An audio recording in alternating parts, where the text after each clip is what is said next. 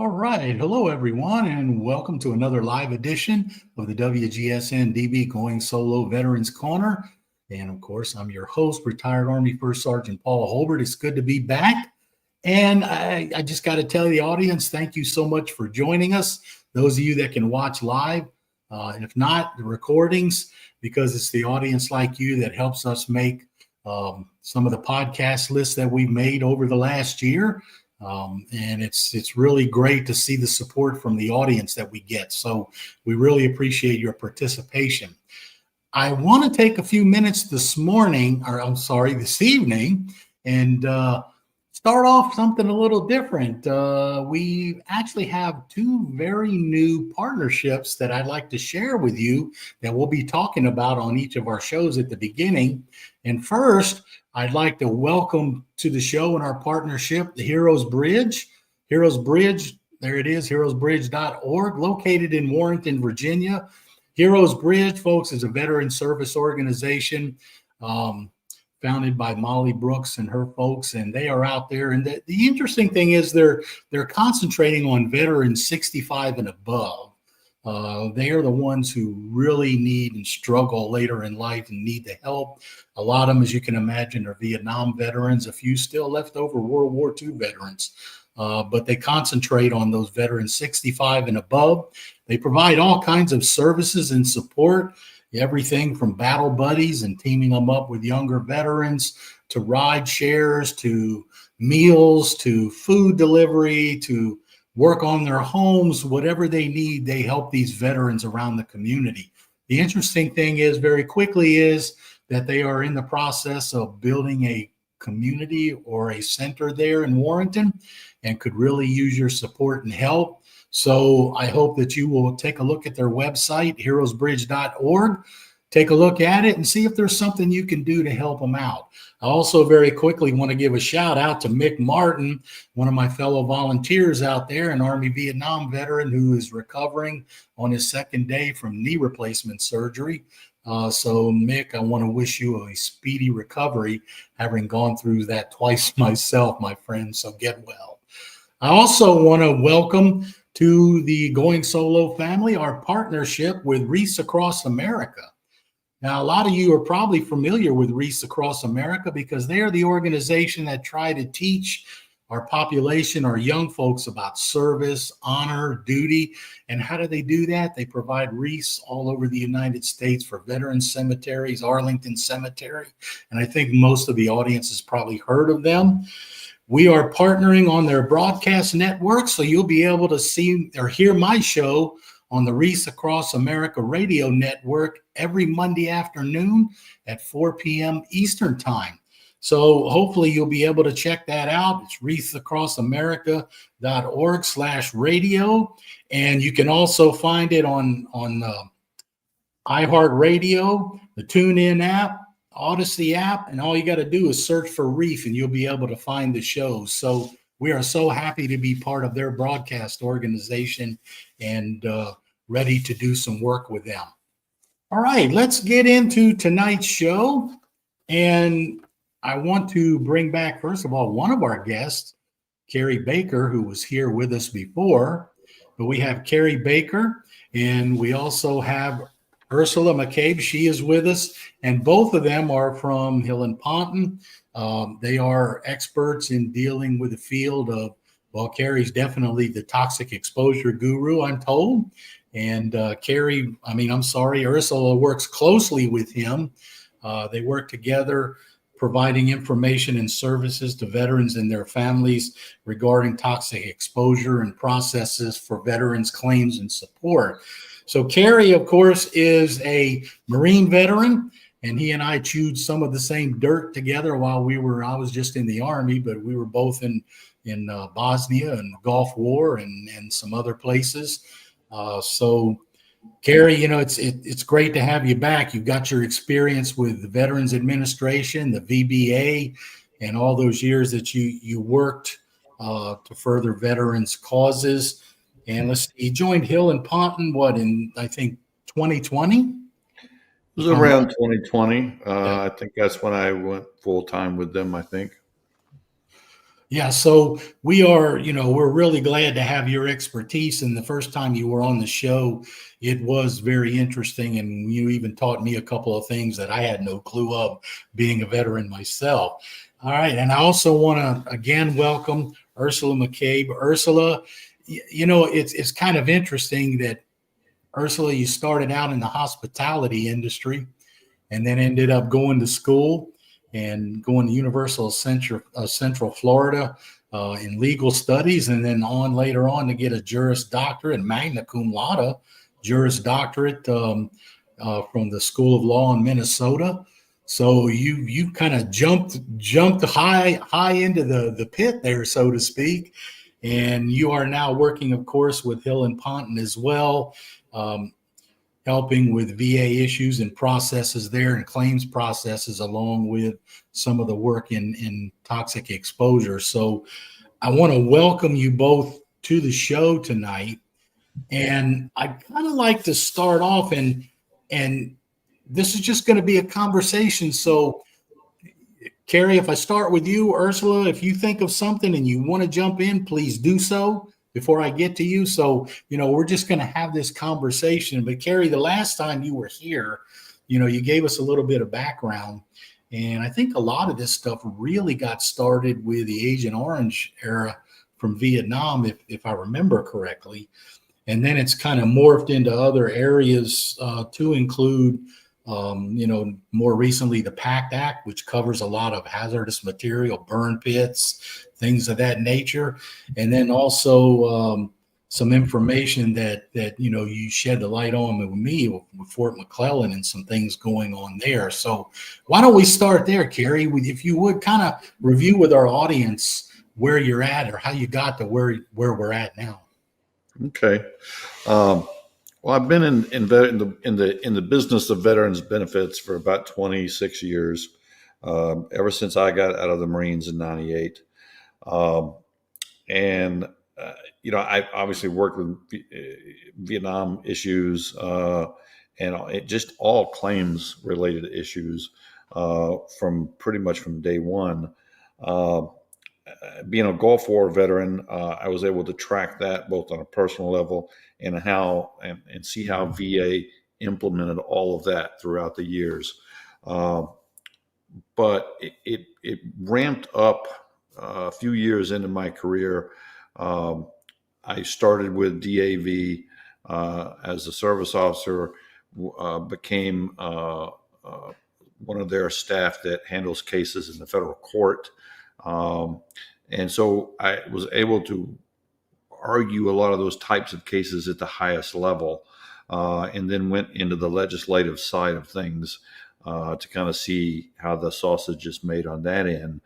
But then eventually I ended up in VA as their policy chief in compensation service. And part of my responsibility there was, in addition to many other policy issues, was pretty much all things exposure. Prior to that, a little bit, I'd started tracking burn pits and how they were affecting people and other exposures in Iraq and Afghanistan. And when I got to VA, that kind of was in the center of my plate. I led the 2010 push from a policy perspective and a training perspective on re-adjudicating about 150,000 Agent Orange related NEMR cases. We wrote all of the policy on burn pits in Iraq and Afghanistan. We rewrote the policy on claims based on Gulf War service. And so that just continued on.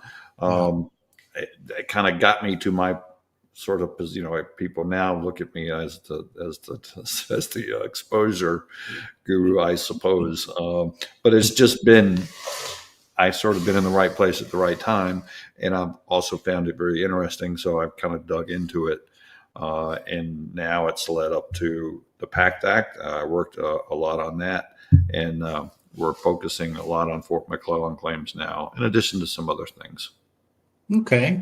Yeah. So that kind of brings us up to where we're at, and we'll talk a little bit more about some of these things. But Ursula, so how did you get how did you get linked up with Kerry here, and you guys partnering in all of this, and what is your role in all of this as well?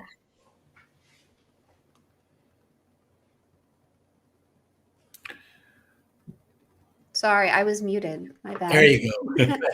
I think a lot of it was just the luck of the draw. When I became an attorney at Hill and Ponton, there was moving some things around, and Kerry needed someone on his team, so I went over there. But before going on to Kerry's team, a lot of the cases that I worked on were exposure, but not exposure on the broad side, like the Niemer PACT Act wasn't around yet. I did a lot more exposure work through individual veterans, through things like their MOS and the jobs that they did.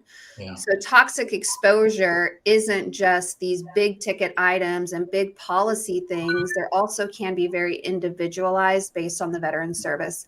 And so I kind of just did a lot of that stuff. So I had a pretty good understanding of the chemicals and what they did, but now I've learned so much more about all of these other rules, and it's just something I kind of fell into, and I've really enjoyed the exposures part of it. And then working so closely with Kerry, we take on a lot of exposure cases, and so it's just a fascinating part that is so individual compared to the veteran and what conditions they might have. So it was just kind of the luck of the draw. Here I am. Well, you know, it's kind of interesting because I retired from the Army in 2001, and that's, you know, now so long ago. But yeah, I know in Desert Storm, I was in 2nd Armored Cav, and we had exposure to depleted uranium in the M1 rounds. And then, of course, the burn pits and some other things, the burning oil wells. But when I first retired, I did get a call from DOD on my second tour in Germany, where they wanted to make sure they knew where I was, because in my records it showed I had served, you know, in Southwest Asia. So they kind of did track us down.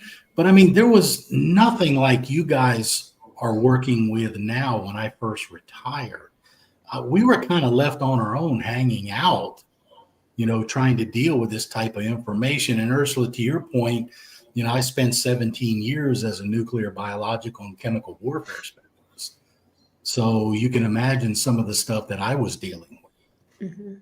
But yeah, I mean, when I first retired, yeah, I can understand your point about, Ursula, about the individual cases, because there wasn't a whole lot of, I guess you could say, widespread information or assembled stuff. And I think that didn't come along until, you know, finally the Army, I guess, started recognizing Agent Orange eventually. So how did this evolve, Kerry? You guys, you started off, I know you started off working heavily with the Agent Orange situation, but then from there, how did it evolve into some of these other things like the burn pit and the PACT Act? You know, how did we get there? Well, they all have a long and interesting story. The burn pits, you know, when it started back when it was probably 2007-ish, 2008-ish or so. I found out through certain channels about burn pits being used in Iraq and Afghanistan, and that, you know, on a scale that I had never seen before, even in the Gulf War. I saw pictures of one in Balad. It was a USO show, in the back, behind these folks was these insanely large columns of smoke coming up, and the whole thing was about what these burn pits were, and it was a little report. I was like, oh my, and you know, at that point, I think that one was about 20 acres. It was the largest one in Iraq. It got up to 30 acres at its largest point. So if you imagine a 30-acre burn pit. And most of it was trash on the outside. They used bulldozers to push it in. Nothing was held back from the burn pit. If it needed getting rid of, it was thrown in the pit. No matter if it was toxic, body parts, parts of vehicle. I mean, it all went in there. And it was inside the wire, meaning it was inside where the troops were. It was burning 24/7, 365 days a year, with troops sleeping 100 yards away. Yeah. And so it was just like, oh my God, I got to look into this. And that's literally how it started. I talked to some reporters on it. I started tracking people who were sick. People started contacting me. I could not keep that end of it up when I went to VA. As an advocate, so to speak, I could work on policy, but I had limits there. But by then, other people came along and helped pick up that ball. So while they were handling it on the private side, I was fortunate enough to be able to write good policy on it for VA. And then when I came back to the private sector, it was just logical for me to pick that right back up and keep going with it. And that all of that advocacy through the help of other people, some very, very dedicated people, led to eventually the PACT Act. Yeah. And that was the origin of, or the main purpose of that was to help Iraq and Afghanistan veterans exposed to burn pits and other toxins in Iraq and Afghanistan. It ended up helping all Gulf War veterans, Yeah. and some herbicide exposed veterans on top of it, and a few other things as well. The Terra process, Ursula talked about the individual exposures. That's where that process helps those folks quite a bit, because it digs down into, maybe you weren't in any of these large areas, but what was your MOS? What did you do for a living in the military? For example, I was a helicopter crew chief, and you probably remember this, Paul. We used to use 5-gallon buckets of TCE straight as a cleaner. We didn't think twice about it. EPA would have a conniption fit. They found somebody doing that now. And we now know that it causes Parkinson's and a host of other things that you really, don't want to be diagnosed with. But that would have been specific to my particular job in the military, not some large theater that I served in. So let me just ask Ursula here. Ursula, you were talking about being involved in the processes and the claims process and working on cases. So I'm assuming that you've kind of seen this morphing of kind of what Kerry's talking about. When you first started doing this, I imagine you were doing a lot of individual cases. Have you seen the jump or the kind of transition from the individual claims and stuff that you were working on to the more group or type? Yeah, so before, there were some very specific rules for Gulf War veterans prior to the PACT Act. Yeah. If you served in certain areas, and there were unexplained illnesses, it was a very, very complicated legislation, and those things were still there. And so complicated that, even experts look at it and go, okay, wait a minute, what is this? And VA never really got them right. And then, the PACT Act, all that really did was it did a lot of things, but it created presumptions to a lot of the cancers and things like that based on the burn pit. The other thing the PACT Act did was, prior to the PACT Act, we would have to individually fight and prove exposure to herbicides or Agent Orange for veterans that had been in Thailand or Guam. And so it took out, and there was a Thailand rule that said, if they were on the perimeter and if they did this, then you can concede the exposure. And the PACT Act really just took away the need for veterans who served in certain locations at certain times to prove that they were exposed. And so on one hand, it's made it easier, but it's also made it a little bit more complicated when it comes to the fact that, when you're looking at effective dates and things like that, if you can still prove it done directly. So that's really the process thing that I've seen. It opens it up to a lot of people, but it's still flawed. There's a lot of things that the processes that the PACT Act did, where it talks about getting a TARA memorandum if something is not presumptive. VA is not using that correctly. And it's a tool that, while might be good, is also absolutely horrible in the same breath.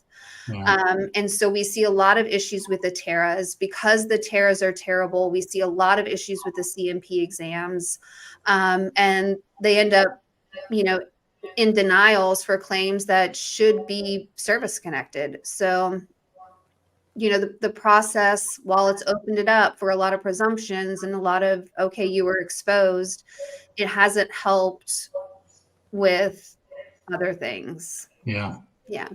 Okay. All right. Well, we're gonna tell you what. See, this is really good. I think this is a lot of good information. In fact, it's so good, we've already gone by to our halftime break for our sponsors. So, for those of you out there in the audience, if you hold on for just a minute, we'll be right back after we hear from our sponsors.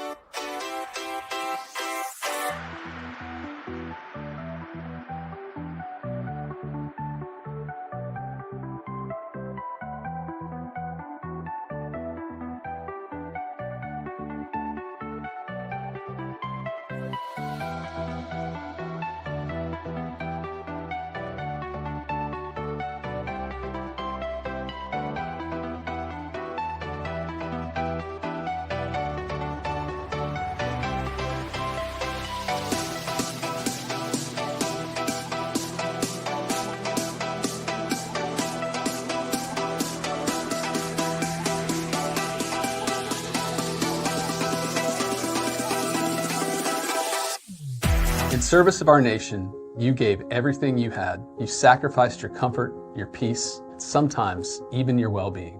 Over 3 decades, Hill and Ponton has helped to be a guiding light for veterans seeking their rightful disability benefits. When our heroes are in need, we are not just lawyers. We're an ally, a team who understands the struggles you faced. If you're a veteran seeking the benefits you deserve, let us stand with you on this journey, because every battle deserves a hero, and no hero should fight alone. Living in a world filled with lunacy, it seems that stress and turmoil follow us everywhere we go. Perhaps it's gotten to the point where you wish you could turn off the distractions of daily living and have a good laugh. Well, we have a recommendation for you. Pick up a copy of The Dunce Cap, a humorous and satirical look at American society and the follies of our culture. Join the author Paul Holbert as he takes you on a trip through the nonsensical and often ridiculous practices of our everyday lives, from political correctness and our legal system to the folly of the media and our obsession with reality television. See how these and other outrageous practices of everyday people make us a perfect cast for the next slapstick sitcom. So go ahead, you know you need it. Take a frank look at the more nonsensical side of American society and see why we are prime candidates for the stool in the corner and the dunce cap that sits on top. All right, welcome back, everyone. And you've been watching the WGSN-DB Cloyd Solo Veterans Corner. I'm a little tongue-tied tonight. And our guests tonight, of course, are Kerry Baker and Ursula Mecabe from Hill and Ponton, veterans support attorneys. And the interesting thing is we've been talking about toxic exposure, and before the break, Kerry and Ursula were sharing with us some of the development of this process. And I know, Kerry, you were talking about how it kind of morphed over into the PACT Act. I guess, and Ursula shared with us how even some of the claims have now gone from the individual to the group and things of that nature with the development of legislation. But one thing I found interesting was that, once I saw the PACT Act come out, and I read, and like Ursula had mentioned earlier, how, what part of it did. I thought it was interesting because I said, oh, well, that should make it easier even for someone like me, a Gulf War veteran from Desert Storm. Because I lived under the burning oil wells for about 2 weeks, breathing that smoke from the oil wells. And Kerry, I'm sure you remember some of that. I do. Yeah. Yeah, and I mean, so, but one thing that really grabbed me is I thought, okay, the PACT Act looks pretty good. I think it may help a lot of people, and if I'm wrong, you guys please tell me, fill us in. But then, as I started, the last time we had Kerry on, Kerry started sharing something with me that I was completely taken aback by, and that was the situation at Fort McClellan, Alabama. And for the audience, if you don't know, Fort McClellan was the military police and the chemical corps training facility for the Army for all those years. And then to find out in our last show that it was a hazard, to put it bluntly, a hazard waste dump for so long. So Kerry, what can you share with us? What else can you tell us about that situation now? So Fort McClellan, it's a long time in the coming. I've been working on Fort McClellan issues since, I don't know, probably 15 years or so, at a consistent, this has like been a 15-year battle.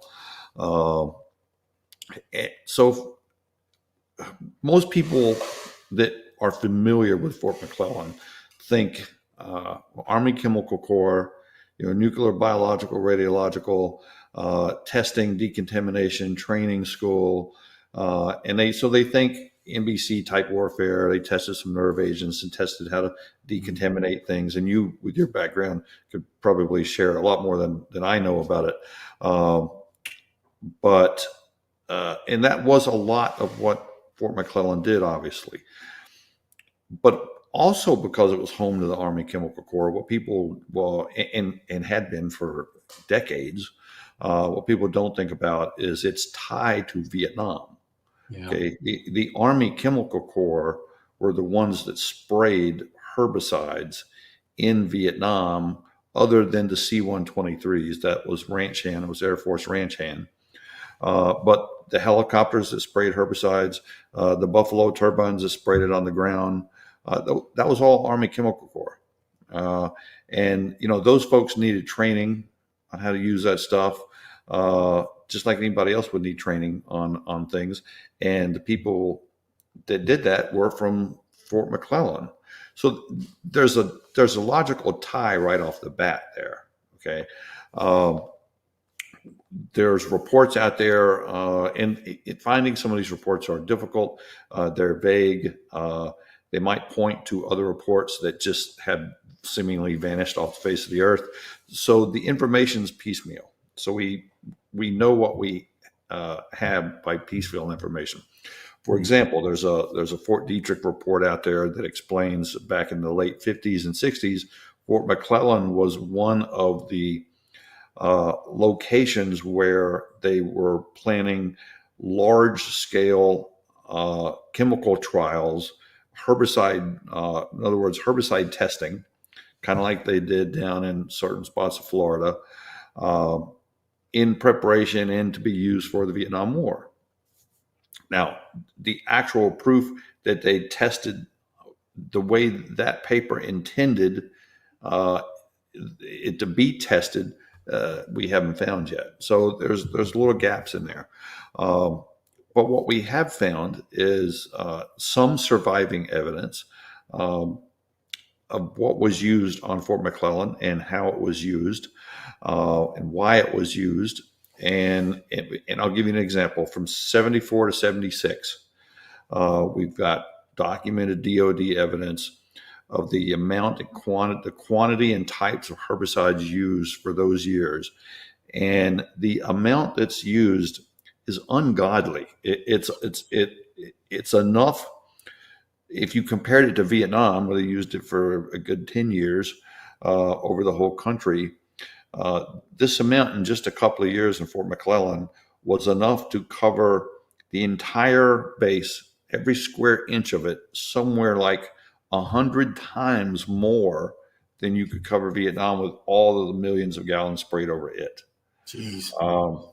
And it was the same types of herbicides, which VA will presume service connection for all the Agent Orange related diseases if they will agree that you were exposed. Okay, so that's through a lot of research and all that we kind of come up with that evidence. Like, wow, this is a lot of stuff. Now, when we used to go to fight for these claims, a good 15 years ago, VA would say, well, we're going to deny this claim because these were all commercial herbicides. These aren't tactical herbicides. And that's what started the denial of Fort McClellan claims. Now, there were some Fort McClellan claims prior to that in conjunction with that, based on some of the warfare agents, the nerve gases, but those were so small scale and controlled that most people could never establish exposure to it, or the type of exposure that would make them sick. And we just couldn't put those dots together. They weren't out there spraying nerve agents all over the base, or you'd have a lot more dead soldiers. And obviously there was the Monsanto plant off the base that was a PCB plant. Now that did contaminate the whole area quite a bit. But again, there you need a medical link between the exposure, confirmation of the exposure, and so you can fight that claim like any other direct service connection, but there's no law in place like there is for herbicides that will presume service connection for a whole list of conditions. So we wanted to use the law that was in place if we could show that the folks on Fort McClellan were exposed to the same herbicides used in Vietnam. And we felt, and we still feel, that we have that evidence. And so we worked a long time on putting those types of cases together. Now, like I said, now for 15 years. VA is no longer denying them because they are commercial herbicides. We've kind of beat them into submission on that subject. That they used to claim that, well, only tactical herbicides were used in Vietnam. So these are different kinds of herbicides. In reality, there's no such thing as a tactical herbicide. And I hope VA is listening to this. There's only a herbicide used in a tactical environment. And it doesn't change the chemical makeup because you spray it in Vietnam versus, on your training range, on Pelham Range or somewhere. So we've beaten them out of thinking these are different types of herbicides. Okay. And it's taken a while. There's a long story behind it I won't get into because it would take more time than we have here. But finally, I was going to ask you, well, it sounds like you guys have worked on this for a long time. So what is the state of this now as far as Fort McClellan? Where are they at in their decisions now with it? Well, a very good question. All over the place. Completely inconsistent. Really? Inconsistent. But I'll let Kerry kind of explain the new trend that we're seeing. There are some that go through pretty easily once we get it's easier to get the herbicide agents conceded. And then, you work on service connection for all of those things. There's a few cases where VA really digs their heels in and they have to go up to the court and come back down. And, we're going back and forth everywhere. And so the inconsistency with VA is just mind blowing. We even have a court case dealing with Fort McClellan and herbicide exposure that on the same set of, evidence that we put in, all of the documents, the argument, everything that says you can't deny just because you say no, there wasn't, when there's all this evidence here. And we submit that letter, that decision to VA, and they still deny it. And it's like, there's no consistency, but they are doing something new, which Kerry, I'll let you talk about, because it's interesting that, they keep digging their heels in on, it's a tactical, XYZ, these are the reasons, but now we're seeing a new reason that certain judges want to deny. Yeah, so the inconsistency, Ursula's absolutely right there. But here's my thought on that. It's a good thing, okay? Because 10 years ago, they were consistent. They were consistently denying every claim. And for the reasons we stated, these are commercial herbicides. They don't even count. they're not saying that any longer. They know we've got them on that.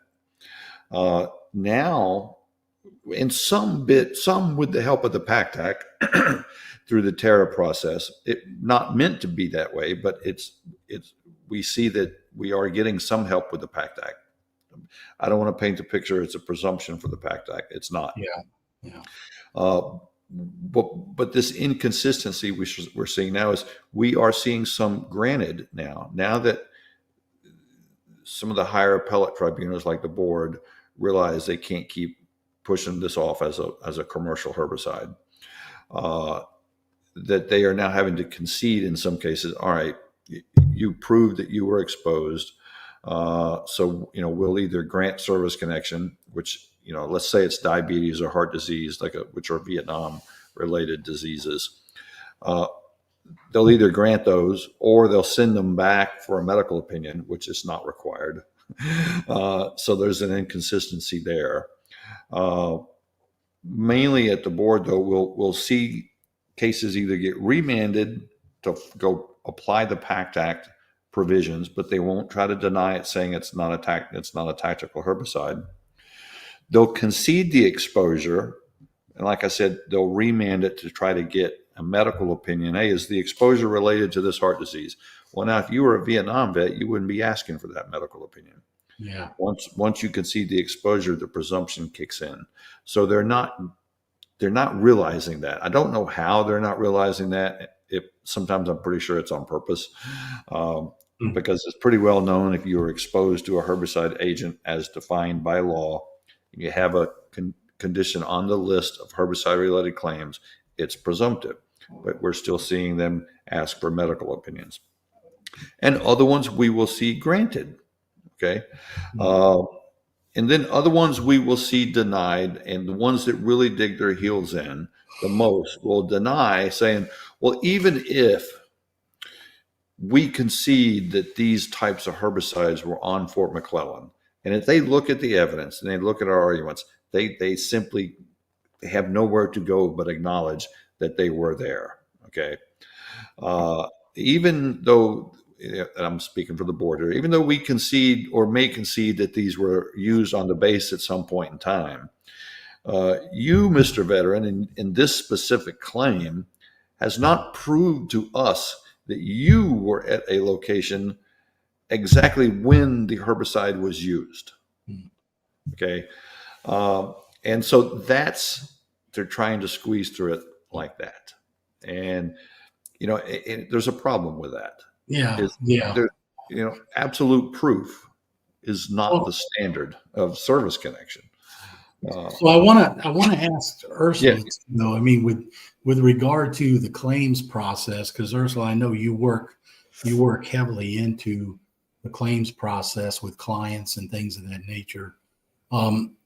So do you see it getting any better for your clients, because I have to tell you, I was very fortunate. I am 100% rated by the VA for a variety of things. I was able to actually get that way on my own through e-benefits, submitting fully developed claims. So I was very, very fortunate.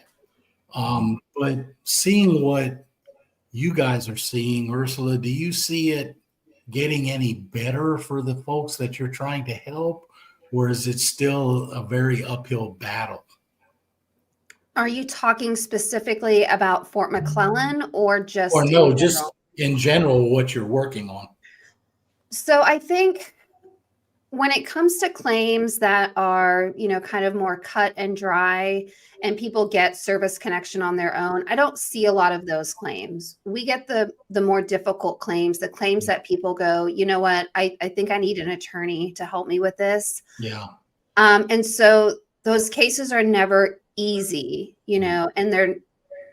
but I think that we try to make it as easy on our clients as possible, just kind of walking through the system. It's inconsistent even with other claims. And I think it all depends on who gets a hold of your file on the other side, who's looking at it, where your opinions are going, or, where the medical opinions go and what decisions you get. And so No, I don't think navigating VA has gotten easier, especially with all the changes. I think, if anything, navigating VA has become harder. Wow. And the incompetence of the people that are, and I hate to say that, I'm not VA bashing here, but the mistakes that VA makes is ridiculous. And if without someone to look at it, you may think that what they're saying is correct, because sometimes they sound like they know what they're talking about. And so, no, I think the current situation and culture of filing claims with VA isn't easier. I think there's a lot of red tape. There's a lot of things that need to happen. The Terra does kind of help if it was done correctly, but most of the time it's not done correctly. I think, no, I don't think it's easier. Yeah, I have to tell you, I was surprised when I got my last evaluation back. Whoever did my claim seemed to really, I have to say, they seemed to really look at it and understood what they were doing, because something that I caught when I got my last letter from them was, you get those letters where mine rated me at 100% service connected disability, and it also rated it as permanent in my letter. And before, when I got earlier awards, it was not listed as permanent. But the last time I was older, I guess they realized, this guy's getting old. He's not going to get any better. But somebody took the time there to actually make that determination.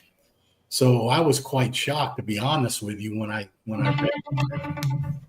But so let me ask you guys, as we start to wrap things up here, where do you see this going from here? Kerry, I'll ask you, as far as the exposure and hazardous material, where do you see this going from here as you move forward? Well, can I answer that with specifically about Fort McClellan? Yeah. So and part of this is speculation, okay? But because I see some judges, and only some, I think more are hopefully going to start realizing the evidence we have is strong enough that they're not going to be able to defeat and keep awarding more benefits, even if piecemeal. But the ones that dig their feet in and want to, assert that, well, you haven't proved with all of this evidence you have, and the arguments that you haven't proved to me, this judge, that you were exposed, that you were in the location when they sprayed and where they sprayed. If they want to utilize a standard like that, which is it's a standard of proof, basically, and that standard violates, in my opinion, the benefit of the doubt standard, which is the actual standard of service connection. We're going to have a fight in court, in the Court of Appeals for Veterans Claims, about what standard should really be applied and when you've met that standard. The courts have already reversed flat out a couple of cases on some similar evidence and arguments that we use on that basis. They were just single judge decisions. I think that's where we're going to see the Fort McClellan go, for those holdouts that don't want to acknowledge the reality of the situation. And if the court does that, that's the end of the game. That means we've won on the facts and the law, and that's the ultimate goal. Where I see, toxic exposure in general going, I don't know. It was ramping up there. People were really realizing that, look, some of these toxic exposures really are making people sick. PACT Act, it did a lot of things for a lot of people. The Terra process, Ursula's right, it's absolutely broken as all get out. It does help from time to time on certain cases, almost by accident. Now, when it helps with our Fort McClellan cases, we can tell that it helps with the ones that actually read the evidence that we give them, but not everybody does. My worry is the current political landscape. All right, with the rumors about tens of thousands of VA employees being fired, when is that going to switch, or is it going to switch over to, hey, your budget's too much? All these exposure cases have led to it being too much. They want to take staffing levels back to 2019. Well, prior to that, we didn't have the exposure laws that we have on the books now. So does that mean they're going to try to roll some of that back? Now, obviously, no one's trying that yet. I hope they don't try it. But it has me concerned when people start really looking at the budget and seeing the things that have increased the budget recently have been some of these exposures. But the problem is, you fought a 20-year war and you used burn pits openly and exposed everyone to things you could never get away with exposing them to in the United States. Yeah. So yes, there's going to be a cost to that war, and now we're having to pay it.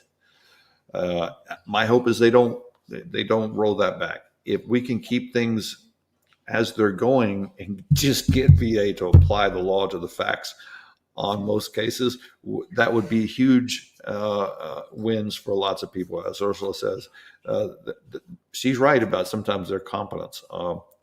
We see things that just leave us scratching our head and think, did they hire a bunch of cats to do this? Who are they having to work on this stuff? Let me ask Ursula real quick before we get ready to close. So Ursula, you hear all this, you see all this. I just want to ask you very quickly, I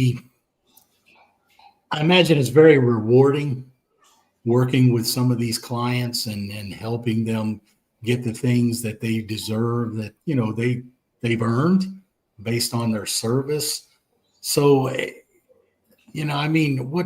what are your clients like when you're finally able to win some of these cases for them? What are they like with you? Grateful, Yeah. Relieved that the process is over. Yeah. I think mostly relieved and just tired of, dealing with it. And I think it depends, on the clients. I do want to kind of talk a little bit about what Kerry was talking about and what I've kind of seen when it comes to the exposures, especially when we're dealing with, individual MOS exposures, is, the Vietnam era veterans who maybe weren't exposed to Agent Orange, but had, hydraulic fuels, paint thinners, things like that. Those diseases didn't show up for a really long time, until they were in their 50s, 60s, never filed for service connection for anything. And those claims are starting to go away because that group is aging. And, if they're going to get service connection, they're working on that type of thing right now. And I think when it comes to, our Gulf War veterans, yes, we have this wonderful legislation right now that says, you are exposed to burn pits and these are the conditions and you've got, all this stuff.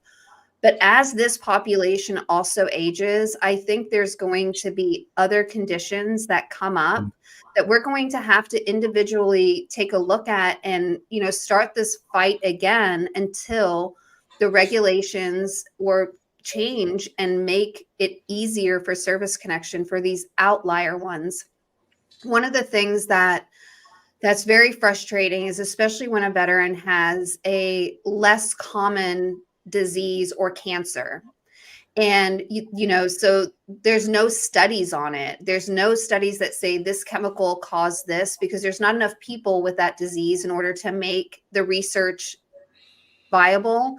And so, sometimes it gets very difficult to say that is still, it's the same as all the other conditions just because it's, more rare. And I think we're going to always be struggling with this. I think the MOS type exposures are going to go away now that we have OSHA and there's more awareness of those types of things and protective equipment, but I don't think it's going to make exposures go away for our veterans and the people that, served in the Gulf. I think it's just going to change and there's going to be more of them. And unfortunately, I think they're going to be terrible diseases. Yeah. Well, that's a good point you raised, though, about, looking at some of these really, I don't want to use the term odd, but individual cases that aren't really prevalent. Well, I tell you, I really, go ahead real quick, Kerry. I just wanted to add, if I could piggyback on some Ursula, when we first started looking at the burn pits, when they did air sampling around burn pits, one of the first big challenges that we had was, here's an exposure event where it's not Agent Orange, but wait, the dioxin component that's in Agent Orange was put out by burn pits. Okay, you've got that, and you've got these 36 other chemicals that are all dangerous in their own right that somebody's getting exposed to all at the same time. Yeah, there was no research that would inform the medical community what that's going to do to somebody. And I still don't think that research really exists. I think we're going to find out, as Ursula said, when these guys start getting older. So that was very difficult to try to figure out, what's going to happen to these guys. Well, we don't know, because there's never been an exposure event like the burn pits of so many toxins hitting somebody all at once. Well, that's an interesting point you both bring up about where is this going to take us in the future? And I guess time will only tell, but you guys really provide a wealth of information.